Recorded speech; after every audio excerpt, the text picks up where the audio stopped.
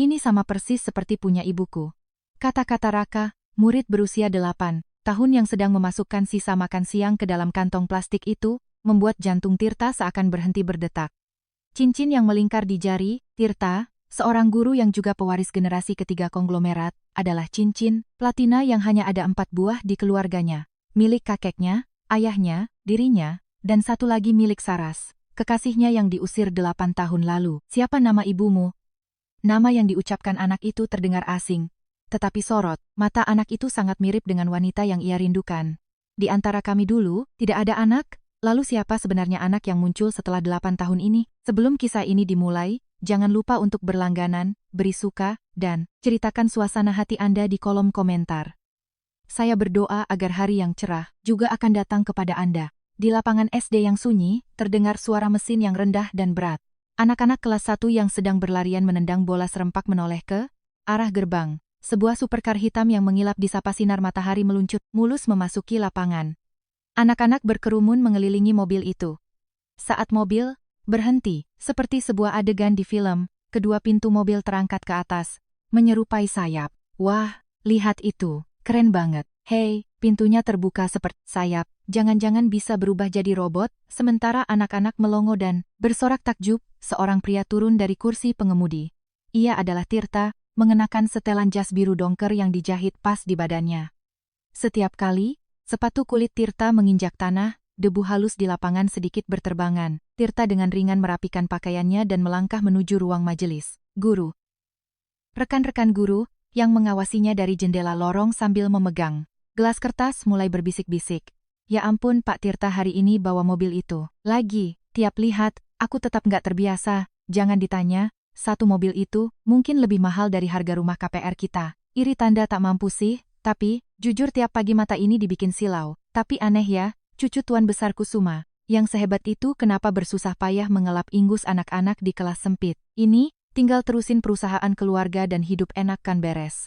Makanya, kudengar keluarganya heboh karena dia menolak jadi pewaris dan memilih jadi guru.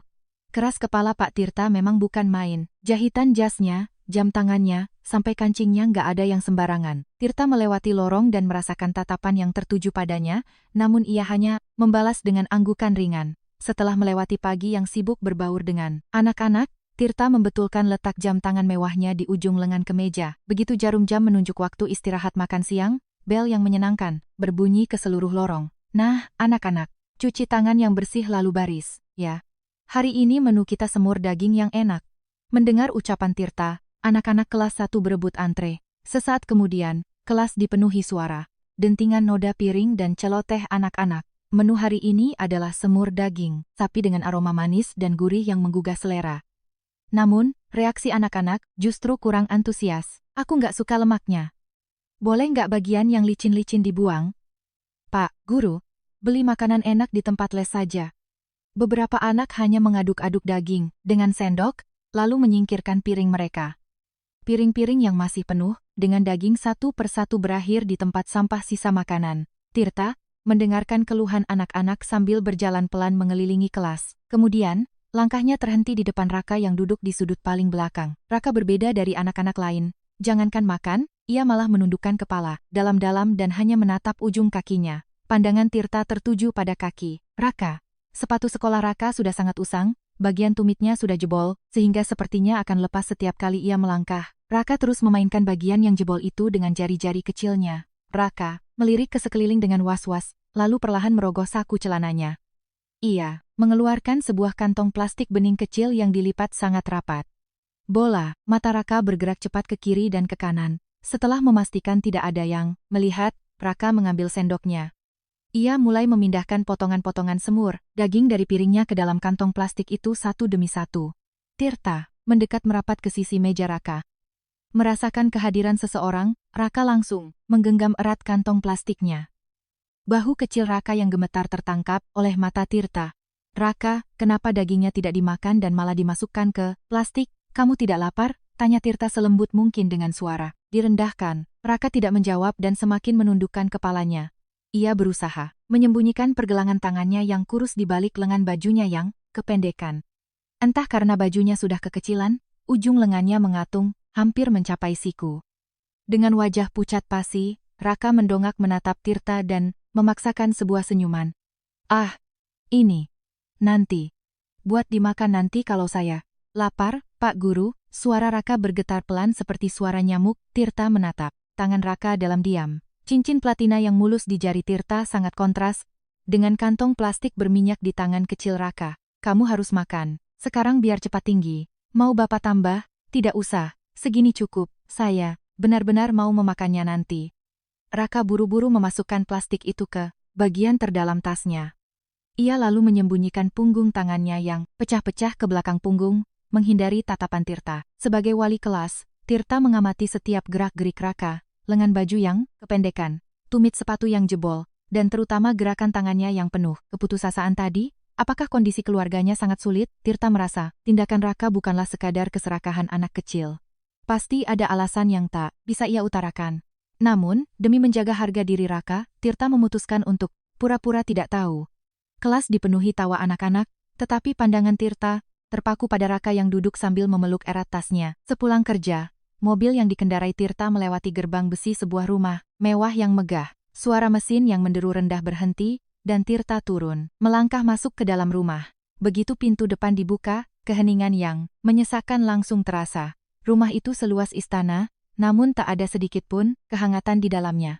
Tirta melangkah menuju ruang makan tanpa menimbulkan suara sepatu. Saat pintu ruang makan dibuka, dua pria sudah duduk di sana. Kakek Tirta, Tuan Besar Kusuma, dan ayah Tirta, Suryo Kusuma. Tirta duduk di kursinya. Tangpu Asara. Saya pulang, Kek. Menanggapi sapaan Tirta, Tuan Besar Kusuma hanya mengangguk pelan. Suryo bahkan tidak menatap putranya dan hanya menggerakkan sendoknya. Di antara ketiga pria itu, tak ada percakapan apapun. Hanya suara dentingan, piring dan sendok garpu yang memecah udara dingin. Namun, ada satu hal yang aneh. Orang yang duduk di meja makan itu jelas hanya 3, tetapi ada 4 set alat makan yang tersaji. Di kursi kosong tak bertuan tepat di seberang Tirta, terhidang nasi, dan sup panas yang masih mengepul, ditata dengan rapi. Kursi itu adalah tempat Saras, yang 8 tahun lalu pergi seperti diusir dari rumah ini, oleh Suryo. Sejak hari itu, Tuan Besar Kusuma dengan tegas memerintahkan agar kursi Saras dibiarkan kosong tak terisi barang sehari pun. Ia menunggu hari kepulangan Saras, menjaga tempat itu seolah-olah ia adalah orang yang akan membuka pintu dan masuk kapan saja. Suryo tampak sangat tidak suka dengan kursi kosong itu, alisnya berkerut tajam. Suara kunyahannya terdengar sangat kasar. Akhirnya Suryo tak tahan lagi, ia meletakkan sumpitnya dengan keras dan memecah keheningan. Tirta, sampai kapan kamu mau main-main jadi guru SD itu? Suara Suryo menggema rendah di ruang makan. Tirta meletakkan mangkuk supnya dan menatap lurus ayahnya. Saya akan terus melakukannya, karena ini pekerjaan yang saya sukai. Mendengar jawaban tegas Tirta, alis Suryo berkedut. Pekerjaan yang disukai? Apa ini saatnya kamu mengelap ingus anak-anak? Cepat serahkan surat pengunduran diri dan masuk ke perusahaan. Sampai kapan pewaris sepertimu mau berkeliaran di luar? Meski nada Suryo memerintah, Tirta tak bergeming sedikit pun. Ia malah membalas dengan tenang. Saya sudah bilang tidak tertarik dengan urusan perusahaan. Saya puas dengan hidup saya sekarang. Puas? Anak konglomerat jadi guru SD dan kamu bilang puas? Keras kepalamu itu batasi sedikit. Suara Suryo semakin meninggi. Ketegangan di meja makan terasa sangat kental. Lalu tatapannya beralih ke kursi kosong Saras di seberang Tirta dan meja makan ini. Sampai kapan Bapak mau mempertahankan meja mati ini? Suryo tiba-tiba berteriak dan berdiri dari kursinya. Ia lalu mencoba menarik kasar piring yang ada di tempat. Saras, hentikan semua harapan kosong ini. Kamu juga, Tirta. Lupakan wanita itu, dan ikut kencan buta. Ayah sudah menderetkan anak gadis dari keluarga baik-baik, kita butuh cucu penerus keluarga. Tepat pada saat itu, brak, Tuan Besar Kusuma memukul meja makan. Suara beratnya mengguncang ruangan. Tidak bisakah kau hentikan tanganmu itu? Bentakan kakeknya membuat Suryo terkejut dan menghentikan tangannya. Tuan Besar Kusuma menatap Suryo dengan sorot mata seakan ingin menelannya. Beraninya kau mencoba menyingkirkan tempat milik siapa? Bukankah sudah kubilang jangan pernah sentuh kursi ini? Suara Tuan Besar Kusuma penuh dengan kemarahan. Tertekan oleh wibawa ayahnya, Suryo meletakkan kembali piring itu dengan lemas. Mengatur napasnya yang memburu, Tuan Besar memarahi Suryo dengan keras. Tidakkah kau sadar karena ego dan keras kepalamu yang sempit itu, rumah ini jadi berantakan seperti ini? Andai saja, waktu itu aku tidak membiarkanmu menentangnya. Andai saja Saras tidak kau usir, rumah sunyi ini pasti sudah dihiasi suara tangis bayi berkali-kali. Mendengar teguran keras ayahnya, ekspresi Suryo seketika hancur. Wajahnya, seperti baru saja dihantam tepat di dada saat mendengar kata, suara tangisan, bayi. Suryo hanya membuka mulutnya tanpa bisa berkata apa-apa. Tuan besar, Kusuma menghela napas kasar untuk meredakan amarahnya. Lalu, ia perlahan mengusap cincin platina yang melingkar di jarinya. Cincin dengan desain yang persis sama dengan yang dipakai Tirta. Tuan besar mengulurkan tangannya dan merapikan kembali piring Saras yang sempat diacak-acak Suryo, meletakkannya tepat ke posisi semula. Sentuhannya sangat hati-hati dan penuh kasih sayang, seolah-olah Saras akan segera duduk di sana. Tirta tak bisa lagi melanjutkan makannya. Saya permisi ke kamar. Tirta berdiri dan meninggalkan ruang makan. Dari belakang terdengar helaan napas berat Suryo, namun Tirta tidak menoleh ke belakang. Keesokan paginya, Tirta tiba di kelas sedikit lebih awal dari biasanya. Di tangannya terdapat 2 tas belanja besar bertuliskan logo pusat perbelanjaan ternama. Sebelum anak-anak datang, Tirta menyembunyikan tas-tas itu jauh di dalam laci meja Raka dengan hati-hati. Jam pelajaran pertama dimulai. Tirta berdiri di depan meja guru dan tersenyum lembut pada anak-anak. Nah, anak-anak, hari ini Bapak punya kabar gembira. Kita akan mengadakan penyerahan beasiswa siswa teladan untuk teman kita yang sudah menunjukkan sikap sangat baik di kelas. Mata anak-anak membelalak penasaran. Raka, bisa maju ke depan? Dengan ekspresi bingung dan ragu-ragu, Raka berjalan ke depan kelas. Tirta mengeluarkan tas belanja yang sudah disiapkannya dari laci dan menyerahkannya kepada Raka. Di dalamnya terdapat jaket baru yang pas di badan Raka serta sepasang sepatu olahraga kulit yang kokoh. Raka mengintip isi tas belanja itu, dan wajahnya seketika merona merah. Dengan gugup, Raka menerima tas itu dan membungkuk hormat kepada Tirta. Terima kasih, Pak Guru.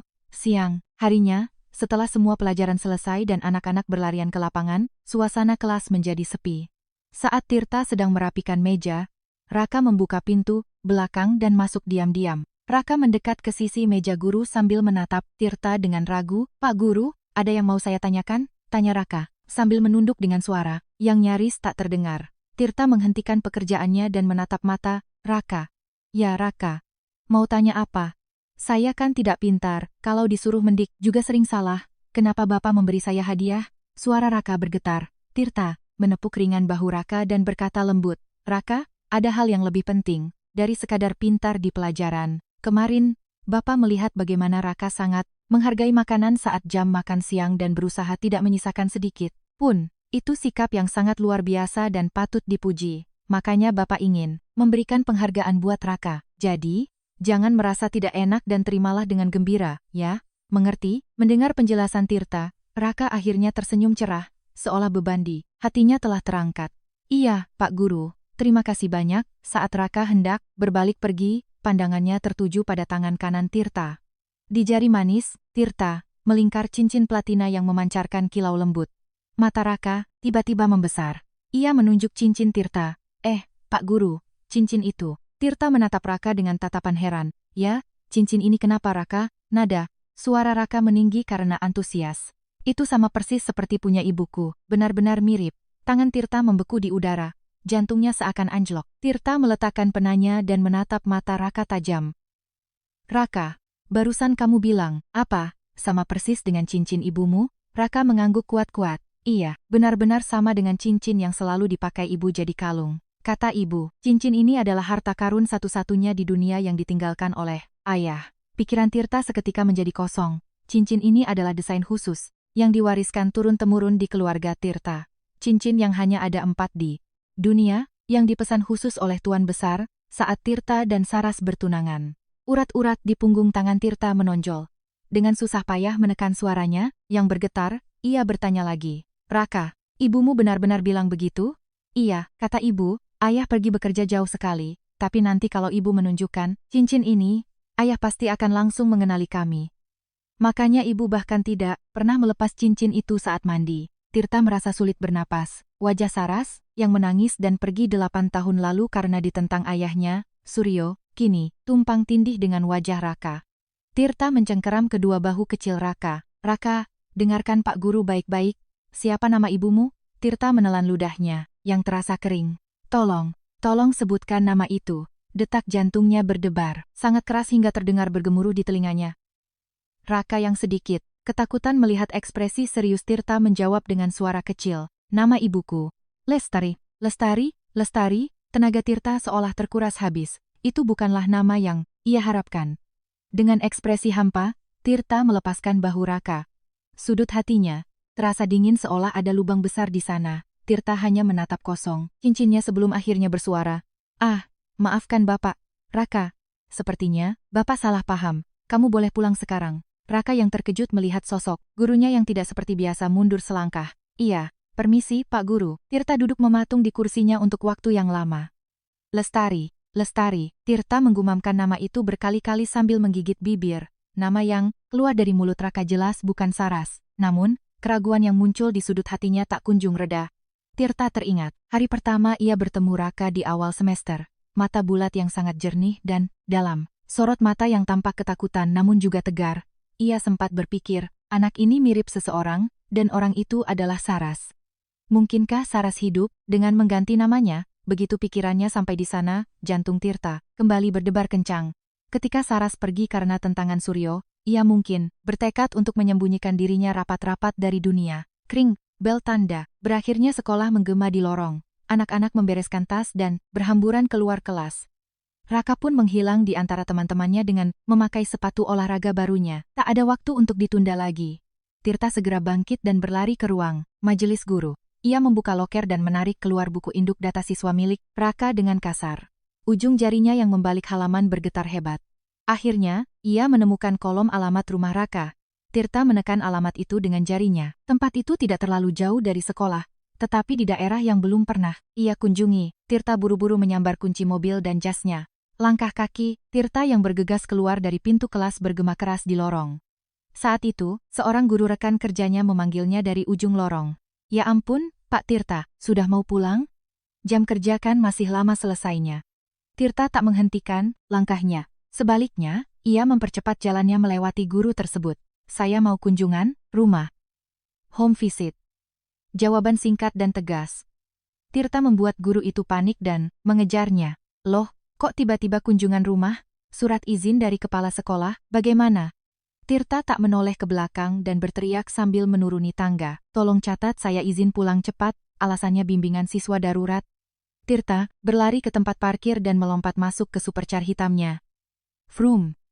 Tirta menginjak pedal gas dan bergegas meninggalkan sekolah. Beberapa saat kemudian, ia tiba di lingkungan kumuh yang tertera sebagai alamat Raka. Gang itu sangat sempit dan menanjak, nyaris tak muat untuk dilewati satu mobil. Ketika tembok rumah warga hampir menggores badan mobil, Tirta akhirnya menghentikan laju mobilnya. Ia meninggalkan mobilnya begitu saja di tengah gang dan bergegas keluar. Ia berlari menaiki anak tangga yang dipenuhi tumpukan kardus bekas dan kantong sampah. Saat itu, anak-anak yang sedang bermain di gang berkerumun mengelilingi mobil mewah Tirta. "Wah, mobil ini keren banget." Anak-anak mulai menyentuh badan mobil dengan takjub. Nomor rumah yang tercatat di data Raka tak kunjung ia temukan betapapun kerasnya ia mencari. Alamat yang didaftarkan sebagai tempat tinggal Raka ternyata adalah sebuah gudang reyot yang tidak bisa dihuni manusia. Sepertinya informasi yang dicatat salah, atau mereka sengaja mendaftarkan alamat palsu. Tirta menatap tembok kosong itu dengan perasaan hampa. Akhirnya, sepanjang sore Tirta berkeliling menyusuri setiap sudut gang yang seperti labirin. Namun, hingga matahari terbenam, jejak Saras sama sekali tak ditemukan. Lengan jasnya yang tadinya rapi kini kotor berdebu. Tiba-tiba langit menggelap dan hujan deras mulai turun. Tetesan hujan dengan cepat membesar, membasahi rambut dan bahu Tirta. Saat ia hendak kembali ke mobil, jauh di dekat puncak bukit, terlihat punggung seorang wanita memakai payung kuning. Di samping wanita itu, seorang anak yang seukuran Raka berdiri sambil memegang erat tangan ibunya. Jantung Tirta seakan berhenti berdetak. Bahu yang rapuh itu, cara tangan itu, memegang payung, sangat persis dengan Saras. "Saras! Saras!" Tirta berteriak sekeras-kerasnya sambil berlari sekuat tenaga menerobos hujan menuju wanita itu. Tirta yang berlari membelah hujan, mencengkeram kasar bahu wanita itu dan memutarnya. "Saras." Namun, saat melihat wajah wanita yang berbalik, kata-kata Tirta tersendat di tenggorokan. Wanita itu sama sekali bukan Saras, melainkan orang asing yang tak dikenalnya. Wanita itu menatap Tirta dengan waspada dan bertanya, "Siapa Anda? Kenapa begini?" Tenaga di tangan Tirta yang memegang bahu wanita itu menghilang. "Ah, maafkan saya salah orang. Saya benar-benar minta maaf."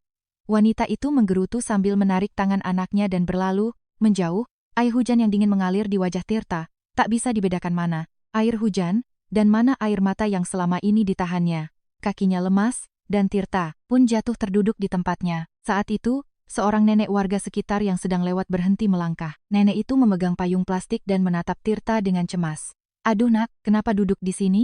Nanti sakit kalau kena hujan terus." "Nggak apa-apa." Tirta mengangkat wajahnya yang basah dan menatap nenek itu, seperti orang yang meraih jerami terakhir untuk bertahan hidup. Ia memegang ujung baju sang nenek. "Nek, apa nenek tahu anak bernama Raka di daerah ini?" "Raka, umurnya 8 tahun. Nenek itu berpikir sejenak, lalu mengangguk. "Raka? Oh, tahu. Anaknya penurut banget, mirip ibunya." Mata Tirta seketika terbelalak.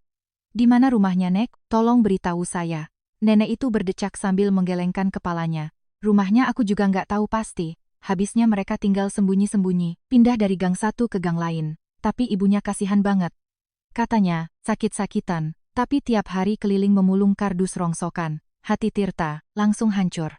Membayangkan Saras yang dulu begitu anggun kini harus memungut kardus kasar dengan tangannya yang lembut, membuat dada Tirta seolah terkoyak. Hujan tak menunjukkan tanda-tanda akan berhenti, malah turun semakin deras. Tirta bangkit berdiri. "Nek, hujannya semakin deras. Mari mampir minum kopi hangat di warung depan sana. Saya yang traktir." Tirta berjalan bersama sang nenek menuju sebuah kafe kecil di ujung gang. Begitu masuk ke warung sempit dengan papan nama usang itu, aroma kopi yang gurih langsung menusuk hidung. Tirta mengantar si nenek ke kursi paling dalam yang hangat. Tirta mengambil 2 gelas kertas kopi yang mengepul dan duduk di hadapan sang nenek. Saat cahaya lampu kuning di dalam warung menyinari wajah Tirta, nenek itu berhenti meminum kopinya dan tiba-tiba menatap lekat-lekat wajah Tirta. Tapi kalau dilihat-lihat, nak, wajahmu mirip sekali dengan anak itu." Tirta yang hendak mendekatkan cangkir kopi ke mulutnya terhenti. "Ya, maksud nenek mirip dengan siapa?" Nenek itu memperhatikan bentuk mata dan hidung Tirta dengan saksama. Lalu bergumam dengan nada penuh keyakinan, "Si Raka, matanya, hidungnya. Kalau Raka sudah besar, pasti bentuk wajahnya persis sepertimu. Kok bisa semirip ini ya?" Tangan Tirta membeku di udara.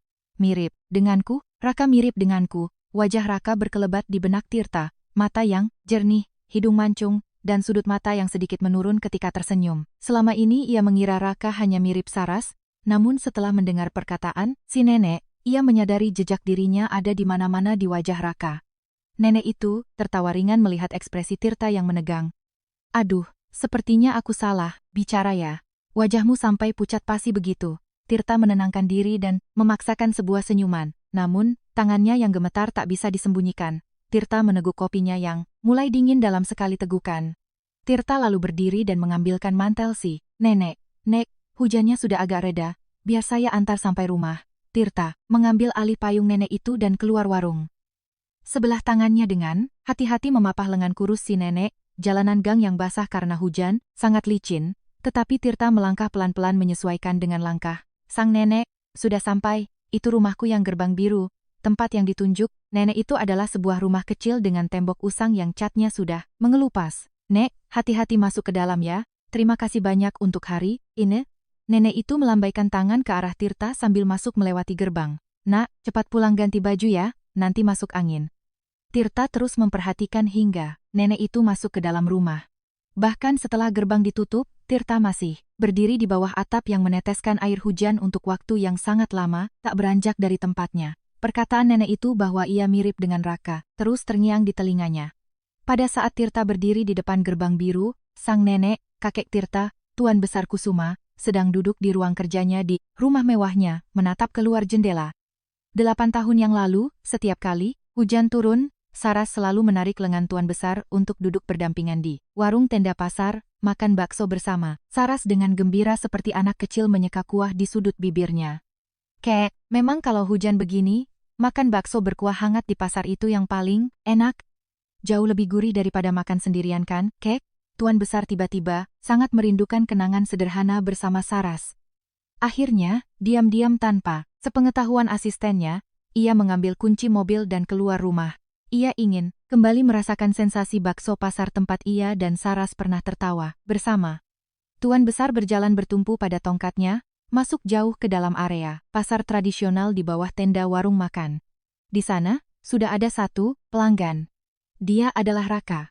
Tanpa payung, Raka berdiri mondar-mandir meneduh dari hujan, bajunya basah kuyup terkena percikan air dari ujung tenda. Tuan besar menatap Raka yang kedinginan, lalu menepuk kursi di sebelahnya. "Nak, berdiri di situ bajumu nanti basah. Ayo masuk ke sini." Dengan ragu, Raka mendekat dan duduk di sebelah Tuan besar Kusuma.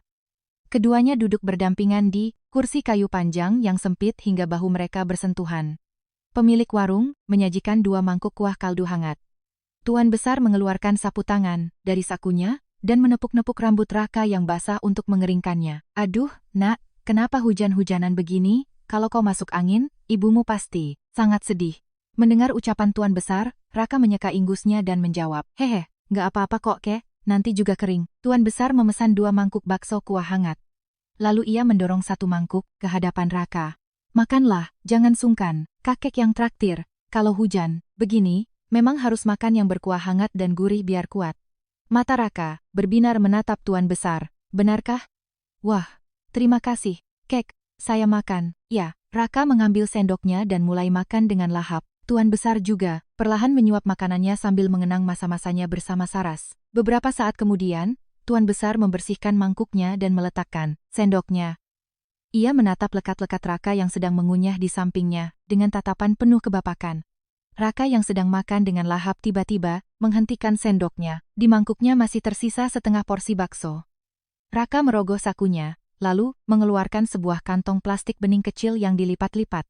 Sambil melirik hati-hati ke arah Tuan besar, ia bertanya perlahan, Kek, boleh nggak kalau sisa makanan ini saya bungkus sedikit ke plastik?"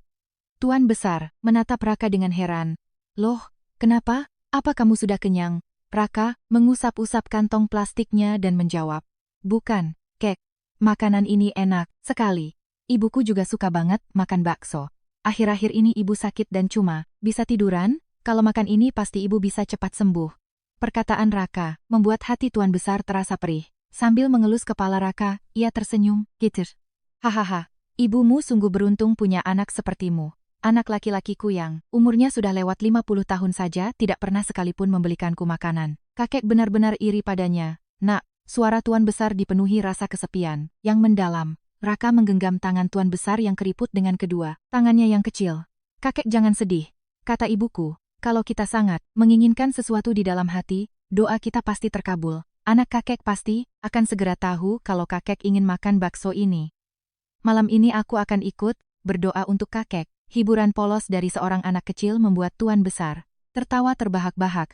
Hujan mulai reda. Tuan besar mengeluarkan dompetnya untuk membelikan makanan yang lebih enak untuk Raka. Namun Raka menggeleng dan segera berdiri. "Ibuku sudah menunggu. Baksonya enak sekali, Kek. Terima kasih juga untuk sapu tangannya. Saya pamit ya, Kek." Raka mendekap kantong plastik berisi bakso itu erat-erat di dadanya dan berlari, membelah hujan dengan berani. Tuan besar terus memandangi punggung kecil Raka, yang menjauh untuk waktu yang sangat lama.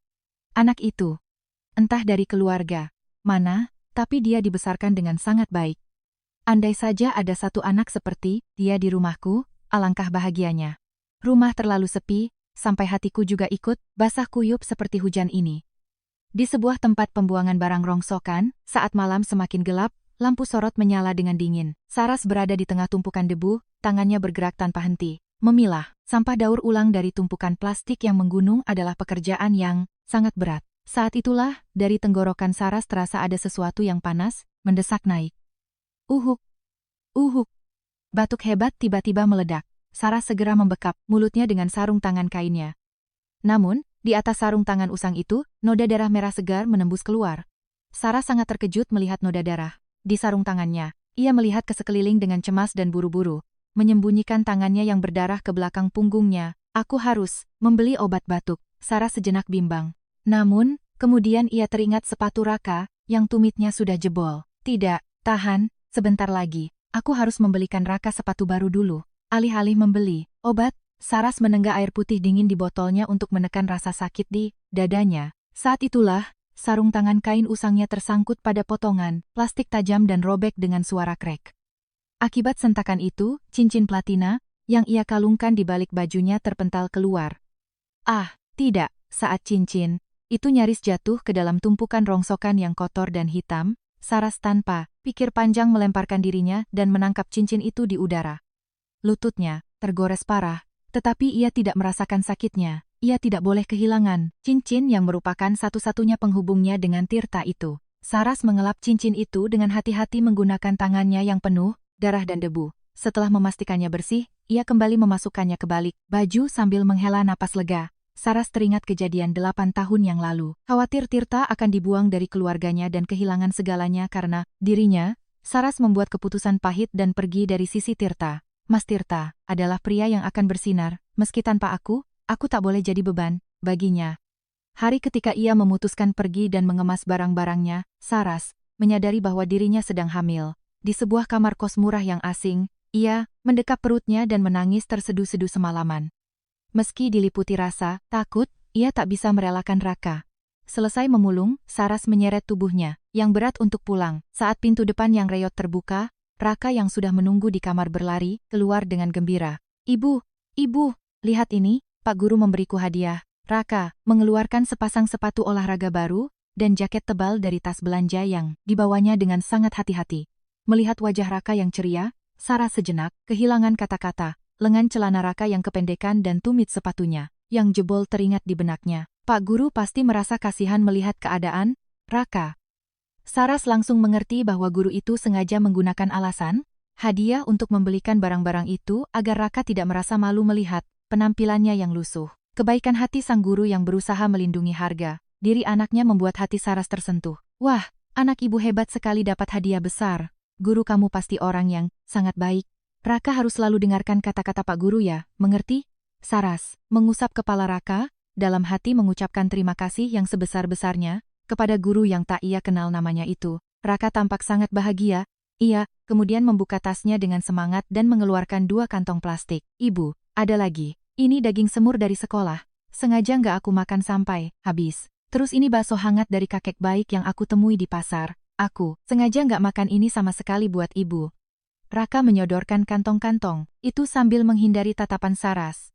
1 plastik berisi beberapa potong daging semur yang lemaknya sudah membeku putih kaku, sementara plastik lainnya berisi kuah bakso yang sudah dingin dan mengental. Mengetahui bahwa Raka menahan lapar dari makan siang sekolahnya dan menyimpan makanan pemberian orang asing demi dirinya, hati Saras seolah remuk redam. Memikirkan ketulusan hati Raka, ia mengambil sepotong daging semur yang sudah kaku itu dengan tangannya. Saat mengunyah daging yang keras itu, alis Saras sedikit berkedut. Menelan ludah bercampur darah amis dari tenggorokannya dan menahan rasa ingin batuk yang mendesak adalah siksaan luar biasa. Namun, menyadari Raka sedang menatapnya, Saras memaksakan diri menelannya.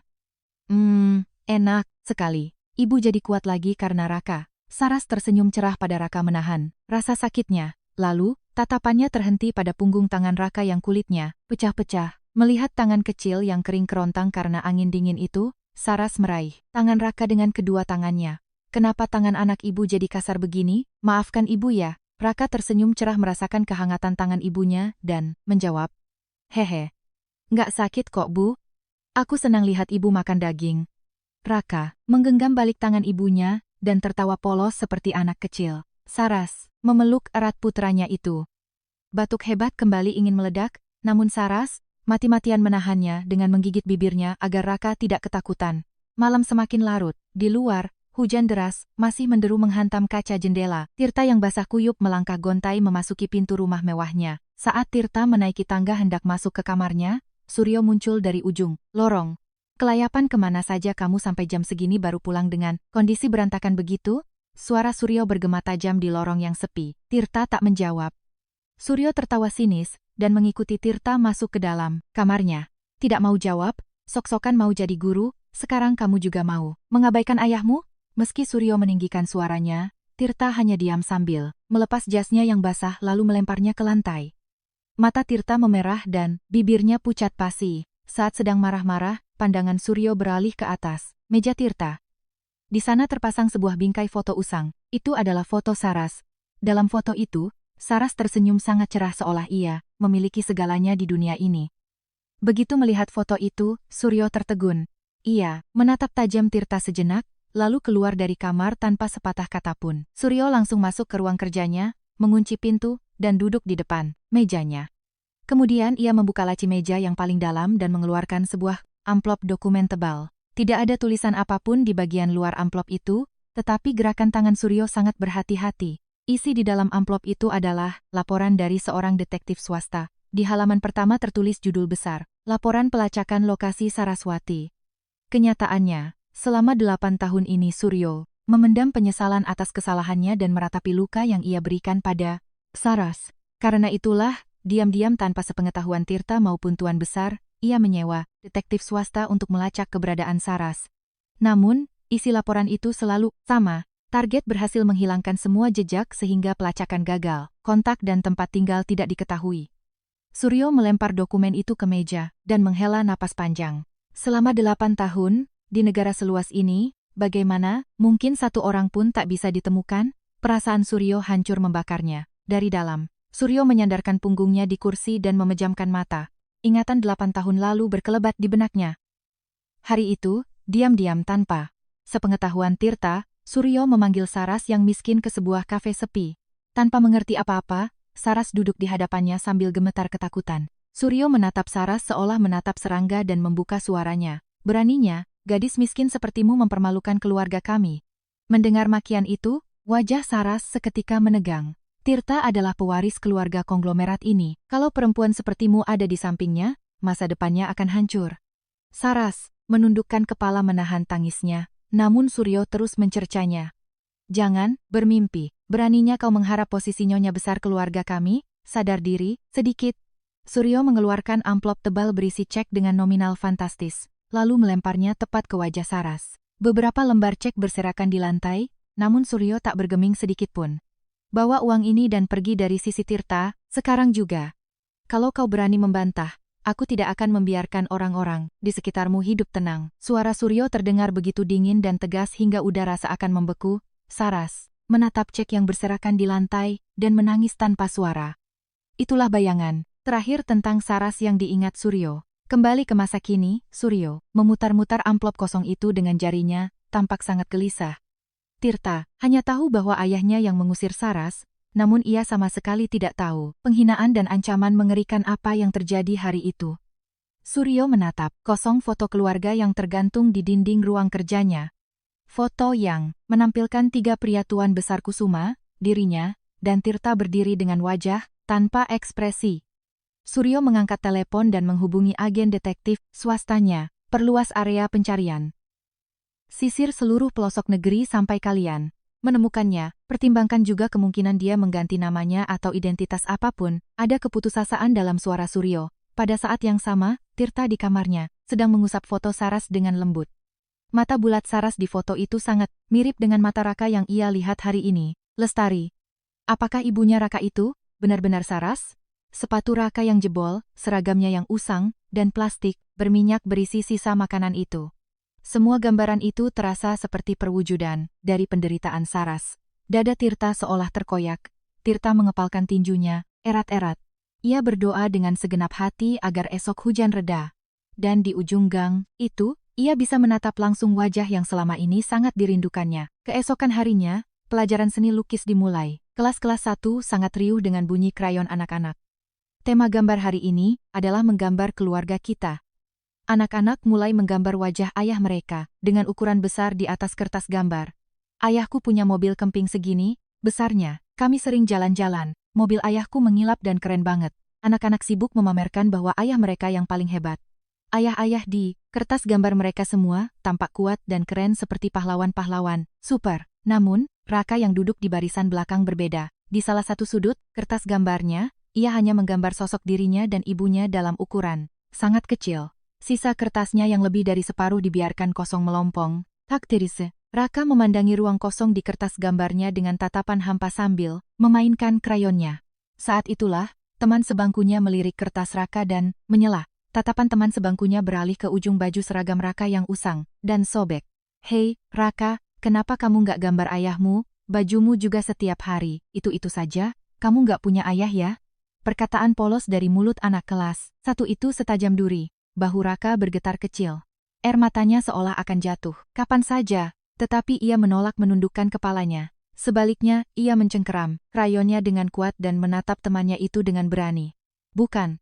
Aku punya, ayah. Ayahku orang yang sangat hebat. Sekarang ayah cuma lagi pergi kerja jauh untuk melindungi kami. Tirta yang mengawasi anak-anak dari belakang kelas merasakan hatinya mencelos mendengar perkataan itu. Suara nyaring Raka membuat anak-anak lain menoleh ke arahnya. Bohong. Kalau hebat kenapa nggak pernah jenguk? Kamu bahkan nggak tahu nama ayahmu kan? Ayo sebutin namanya. Iya benar. Namanya aja nggak tahu, mana mungkin punya ayah. Saat anak-anak lain menunjuk dan mengeyeknya, air mata mulai menggenang di pelupuk mata Raka. Raka teringat pada nama yang setiap malam dibisikkan ibunya di telinganya.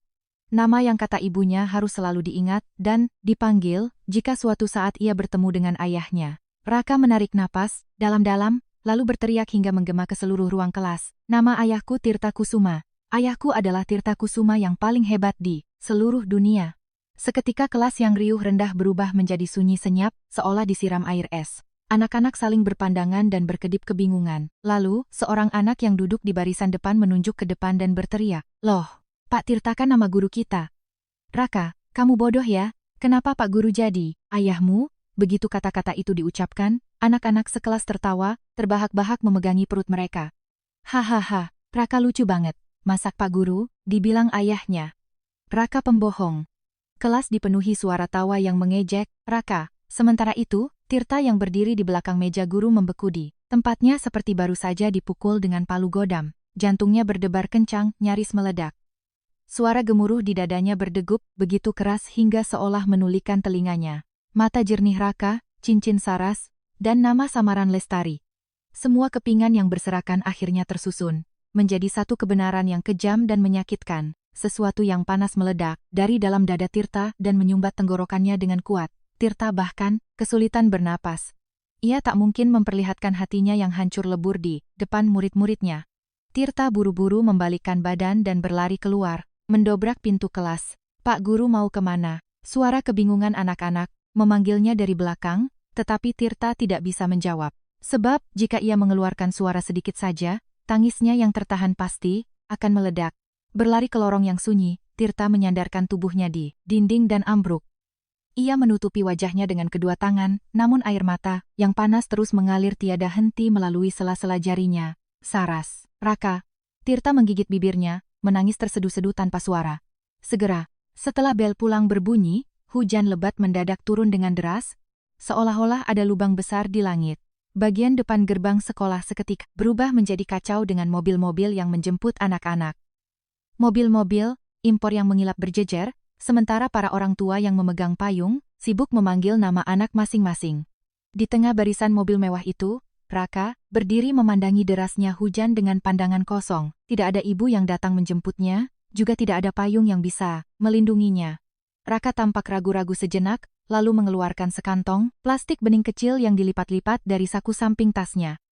Plastik hitam, itu biasanya ia bawa untuk menyimpan jatah makannya. Raka meletakkan plastik itu di atas kepalanya sebagai payung. Kemudian, ia memantapkan langkahnya, bersiap untuk berlari menembus hujan lebat itu. Pada saat itu, anak-anak yang lewat di sekitarnya menunjuk dan menertawakan Raka. "Hei, lihat dia. Masa pakai plastik hitam di kepalanya?" Mereka terbahak-bahak, sementara Raka hanya menundukkan kepalanya dalam-dalam dan menggenggam ujung plastiknya erat-erat. Tepat saat Raka akan melangkahkan kakinya menembus hujan, tiba-tiba aliran hujan di atas kepalanya berhenti. Ketika Raka mendongak, sebuah payung hitam besar menutupi kepalanya dari rintik hujan. Orang yang memegang payung itu adalah Tirta. Tirta seolah tak peduli jas mewahnya mulai basah kuyup karena hujan. Ia sengaja memiringkan payungnya sangat condong ke arah Raka. Tirta berlutut agar sejajar dengan tinggi Raka dan bertanya dengan ramah. "Raka nggak bawa payung ya? Ayo naik ke mobil Bapak. Khusus hari ini, Bapak memutuskan untuk jadi temannya Raka." Raka sangat terkejut dan membelalakan matanya yang bulat. "Bapak jadi teman Raka?" "Iya, antar teman gak boleh dibiarkan kehujanan kan? Ayo naik." Mendengar ucapan hangat Tirta, Raka yang merasa lega perlahan menganggukkan kepalanya. Tirta mengangkat tubuh Raka dan mendudukkannya di kursi penumpang supercar hitamnya yang mengilap. Bagian dalam mobil terasa sangat hangat dengan aroma kulit yang lembut. Raka menyandarkan tubuhnya ke jok dan matanya berbinar. "Pak Guru, mobil ini persis seperti robot."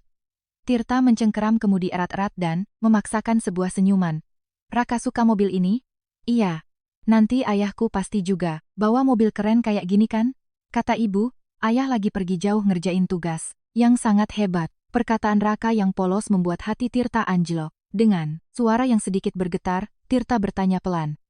Raka ingin ayah yang seperti apa? Tanya Tirta perlahan sambil memutar setirnya dengan lembut. Raka menoleh keluar jendela, sambil menghitung dengan jarinya. Aku ingin ayah yang tinggi dan baik hati seperti Pak Guru. Terus, ayah yang kuat yang bisa beliin obat waktu ibu sakit, dan mau bantuin bawa kardus bekas yang berat. Raka mengepalkan tinju kecilnya, menunjukkan gestur seolah kuat. Kemudian, suaranya mengecil. Aku ingin ayah cepat pulang. Biar ibu nggak nangis lagi tiap malam, dan kami bisa terus bareng-bareng. Tirta menggenggam setir dengan sangat kuat. Ia menggigit bibirnya erat-erat dan berusaha memfokuskan pandangannya ke depan. Raka, ayahmu juga pasti ingin segera berlari menemuimu. Dia sangat mencintai Raka dan ibu Raka. Saking cintanya, dia sedang menyiapkan diri agar bisa kembali dengan sosok yang jauh lebih hebat. Benarkah? Suara Tirta bergetar tipis. Raka akhirnya kembali tersenyum cerah dan mengangguk. Hehe. Aku juga tahu. Tiap malam ibu selalu bisikin di telingaku. Katanya ayah adalah orang paling baik di dunia. Tapi Pak Guru kan, temanku sekarang. Tiba-tiba, Raka mendekatkan wajahnya ke arah Tirta dengan mata berbinar. Bapak tahu nggak ayahku di mana? Tahu kapan pulangnya? Mendapat pertanyaan mendadak dari Raka, napas Tirta terasa tersendat seketika. Tenggorokannya terasa panas hingga ia harus menelan ludah dengan susah payah. Ya, Bapak tahu sekali. Tunggu sebentar lagi ya. Sedikit saja lagi, ayah pasti akan datang menjemput Raka dan ibu. Bapak janji. Wah, benarkah? Pak Guru yang terbaik. Karena bapak temanku, bapak juga sama kerennya dengan ayahku. Raka melompat-lompat kecil di kursinya karena kegirangan. Tanpa terasa, mobil itu berhenti di ujung sebuah gang sempit yang curam. Tirta membuka pintu dan turun, lalu memayungi Raka. Pak Guru, terima kasih banyak untuk hari ini. Aku senang sekali bapak jadi temanku. Sampai jumpa besok di sekolah ya. Raka melambaikan tangan kecilnya dan berlari menerobos hujan. Tirta terus memandangi punggung Raka yang menjauh untuk waktu yang lama, tak beranjak dari tempatnya. Hujan membasahi sepatu kulitnya, tetapi Tirta tetap diam tak bergerak. Setelah memarkir mobilnya agak jauh, Tirta melangkah hati-hati, menyusuri gang tempat Raka menghilang. Meskipun tangganya curam dan licin karena hujan, Raka berlari menaikinya dengan sangat terbiasa. Di ujung tangga itu, ada sebuah rumah petak kontrakan usang di lantai atas yang tampak seolah akan runtuh kapan saja. Menahan napas, Tirta bersembunyi di sudut anak tangga gelap, tepat di luar pintu usang itu. Dari celah pintu kayu yang renggang, ia bisa melihat jelas keadaan di dalam ruangan. Di sana ada Saras yang selama ini sangat dirindukannya. Sosok Saras yang ia lihat setelah 8 tahun berpisah sangat jauh berbeda dari ingatannya. Wajah cantiknya yang dulu selalu berseri seperti sinar mentari telah tiada, digantikan oleh wajah kurus pucat pasi, nyaris tampak kebiruan, hanya menyisakan tulang. Dengan napas tersengal-sengal, Saras duduk bersandar lemas di dekat tumpukan kardus rongsokan sambil terus batuk-batuk kering. Melihat penderitaan Saras, Tirta menggigit bibirnya, menahan rasa sakit di dadanya yang serasa akan hancur. Ibu, aku pulang. Sakit banget ya? Raka berlari mendekat dan menempelkan handuk basah dingin di dahi ibunya. Saras dengan susah payah membuka matanya dan mengusap rambut Raka yang basah. Anak, ibu sudah pulang? Hujannya deras sekali, kok bisa sampai rumah? Ibu tadi, batuk-batuknya parah banget sampai nggak bisa bangun ya. Nggak apa-apa, ibu, hari ini temanku mengantarku naik mobil sampai ke gang depan. Mobilnya keren banget bu, pintunya bisa naik ke atas kayak sayap. Saras membelalakkan matanya, mendengar cerita Raka yang tiba-tiba. Ia berhenti batuk dan menatap wajah, anaknya lekat-lekat. Teman, Raka, teman umur 8 tahun mana yang bisa antar pakai mobil? Kakak-kakak tetangga? Raka menggelengkan kepalanya keras-keras. Bukan, guruku di sekolah. Khusus hari ini saja, dia mau jadi temanku. Dia juga memayungiku, dan mobilnya hangat sekali. Sarah sangat terkejut dan memegang erat tangan Raka. Pak Guru? Pak Guru sendiri yang menyetir mobil sampai ke gang sempit nan curam ini. Saras meneliti wajah Raka seolah tak percaya. Mana ada guru sebaik itu zaman sekarang? Beliau pasti orang yang sangat luar biasa. Raka, apa benar Pak Guru sungguh datang mengantar sampai ke sini? Saras melongok ke arah luar jendela melihat betapa terjalnya anak tangga itu. Betapa besar kebaikan hati seorang guru yang rela mengantarkan muridnya ke daerah kumuh dan sempit ini demi sang anak. Ya ampun, kamu beruntung sekali punya guru sebaik itu nak, benar-benar orang yang mulia. Saras mengusap kaki Raka yang basah, dengan handuk secara perlahan, dan bertanya dengan suara rendah. Raka, apa kamu sudah berterima kasih dengan sopan pada Pak Guru? Tentu saja, aku juga mengacungkan jempol dan bilang Pak Guru yang terbaik. Saras mengelus kepala Raka dengan rasa bangga, namun hatinya masih diliputi kecemasan. Raka, besok di sekolah, sampaikan lagi terima kasih pada Bapak Guru karena sudah mengantarmu. Ya, tapi bilang juga, mulai besok Raka bisa jalan kaki pulang sendiri. Pak Guru pasti sibuk, tidak enak kan kalau merepotkannya terus? Saat itulah, Raka mengeluarkan sebuah kantong plastik dari dalam tasnya yang usang. Dengan hati-hati, itu adalah semur daging yang diam-diam disembunyikannya di bawah piring saat jam makan siang. Beberapa potong daging dengan lemak yang sudah membeku tampak terombang-ambing di dalam plastik. Ibu, lihat ini. Aku sengaja bawa ini buat ibu dan gak memakannya sama sekali. Tadi Pak Guru menyuruhku makan banyak, tapi aku tahan biar bisa buat ibu. Raka berkata bahwa ia memeluk erat makanan itu di dadanya sepanjang perjalanan agar tidak dingin. Raka mendekatkan bungkusan kusut itu ke bibir ibunya. Mata Saras memerah, lalu ia menggeleng. Raka, ibu nggak apa-apa.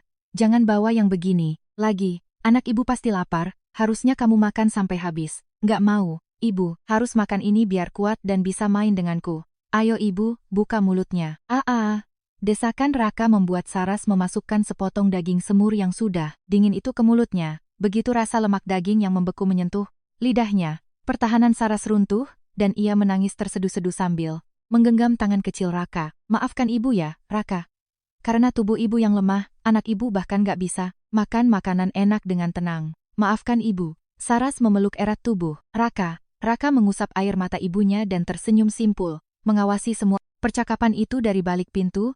Tirta menyandarkan kepalanya di dinding dan menangis terseduh-seduh tanpa suara. Tirta menatap jam tangan mewahnya yang seharga ratusan juta serta setelan jas branded yang pas di tubuhnya. Pakaian mewah ini terasa begitu kejam saat dihadapkan pada kemiskinan dan penderitaan. Saras dan Raka, rasa bersalah menusuk jantung Tirta seperti pedang yang tajam. Saat Tirta hendak berbalik dan melangkah masuk ke ruangan itu. Ibu jangan menangis. Hari ini kan ulang tahun ayah. Makanya aku minta tambahan daging ke Pak Guru biar bisa merayakan ulang tahun ayah. Mendengar kata-kata Raka, Tirta membeku, syok seperti baru dipukul kepalanya. Tirta bahkan lupa bahwa hari ini adalah hari ulang tahunnya sendiri. Ternyata, selama 8 tahun ini, meski di tempat yang tak tersentuh Tirta, Saras selalu merayakan ulang tahunnya bersama anak mereka. Iya, hari ini ulang tahun ayah, Raka. Anak ibu harus makan dengan lahap bagian ayah juga, supaya ayah senang. Saras berbisik sambil menghapus air mata Raka. Mendengar itu semua dari balik pintu, hati Tirta hancur. Rasanya ia ingin segera mendobrak pintu itu dan memeluk kedua orang yang dicintainya erat-erat. Hatinya menjerit, ingin berteriak bahwa ia sudah datang dan memohon ampun pada mereka. Tangan Tirta bergetar di atas gagang pintu. Namun, dengan susah payah Tirta menarik kembali tangannya. Ada hal yang jauh lebih penting untuk diselesaikan sebelum ia menemui mereka. Ia harus membuat ayahnya dan kakeknya yang mengusir Saras 8 tahun lalu melihat sendiri kenyataan pahit ini. Dengan begitu, barulah segala kesalahpahaman bisa diluruskan, dan ia bisa membawa Saras dan Raka pulang ke rumah dengan bangga. Tirta memandangi pintu usang kamar kontrakan itu untuk waktu yang lama. Kini, saatnya ia sendiri yang mengurai benang kusut ini. Tirta yang basah kuyup, membuka pintu besar rumah mewahnya dan masuk. Meskipun hari masih siang bolong, hujan badai di luar membuat suasana rumah terasa sangat gelap. Setiap kali sepatu Tirta melangkah, air hujan bercampur lumpur menetes mengotori lantai marmer. Tuan Besar Kusuma dan Suryo yang sedang duduk minum teh di sofa ruang tamu serempak menoleh. Keduanya sangat terkejut melihat Tirta pulang berantakan pada jam yang seharusnya ia masih mengajar. Suryo meletakkan cangkir tehnya dengan kasar di meja dan langsung berdiri. Loh, Tirta, kenapa kamu pulang jam segini dan bentukmu berantakan begini? Tuan Besar juga berdiri sambil menopang pada tongkatnya dan memeriksa wajah cucunya. Ada apa ini? Kamu kecelakaan? Kenapa tubuhmu gemetaran begitu? Alih-alih menjawab, Tirta menarik napas berat dan memburu.